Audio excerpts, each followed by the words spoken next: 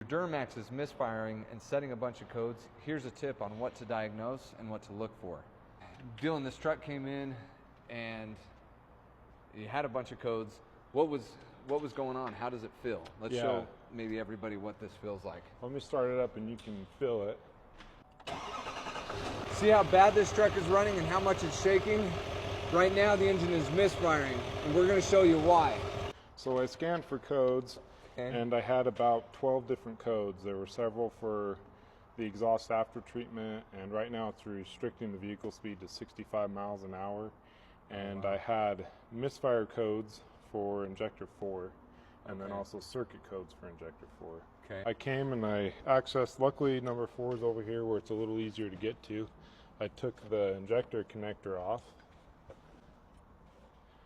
and if you look inside that connector you can see some dust. And with these L5P Duramaxes, when they start misfiring, sometimes they get arcing between the terminal inside the injector and inside this connector, and so it just starts arcing, and then you get that dust built up in there, and it's a bad connection. And that seems to be pretty common. Yeah, I've seen it quite a bit on these L5P Duramaxes.